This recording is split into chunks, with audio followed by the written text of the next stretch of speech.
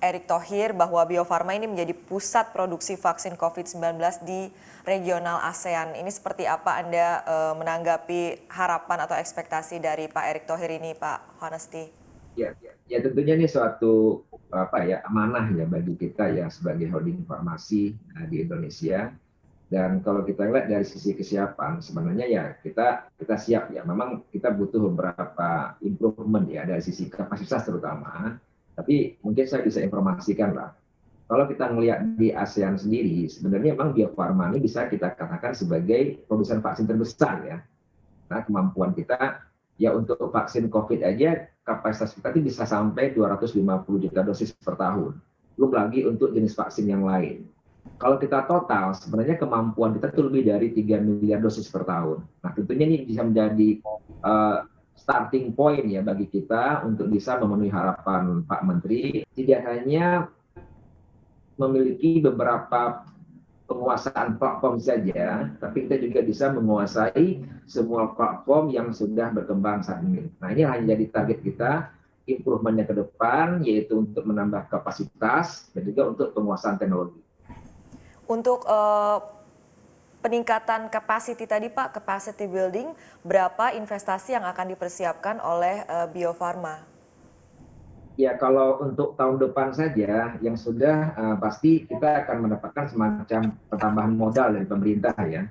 Ada lebih kurang 500 miliar yang akan diberikan oleh pemerintah kepada Bio Farma untuk penambahan kapasitas dan untuk penguasaan teknologi. Di samping itu kami juga akan spending additional 500 miliar lagi untuk mendukung implementasi dari program untuk menjadi regional hub ini gitu. Kemudian juga ada beberapa program lagi yang kami lakukan investasi yaitu untuk kesisteman ya, karena memang teknologi juga sangat berperan, tidak hanya teknologi produksi, tapi juga teknologi untuk mendigitalisasikan semua proses yang ada di Bio Farma end to end, mulai dari sisi produksi sampai nanti distribusi dan juga layanan vaksinasi kepada masyarakat. Jadi menurut saya tahun depan ini merupakan tahun yang sangat menantang bagi kita. Di samping kita harus membantu pemerintah untuk mengatasi pandemi, tapi kita juga harus berbenah ya untuk meningkatkan kompetensi dan juga untuk meningkatkan kemampuan kita untuk bisa memenuhi harapan pemerintah untuk menjadi regional hub vaksin di ASEAN. Oke, apa saja kalau dari sisi Bio Farma dengan cukup besarnya tugas atau amanat yang diemban ini, apa yang menjadi ekspektasi atau harapan Anda Pak, baik dari sisi dukungan pemerintah maupun juga para stakeholders yang lain? Ya, sebenarnya dengan kondisi seperti ini kita ya memang kolaborasi ya sebenarnya intinya ya. Kolaborasi, pengalaman kita di zaman pandemi ini memang tidak ada satu pihak pun yang benar-benar siap ya.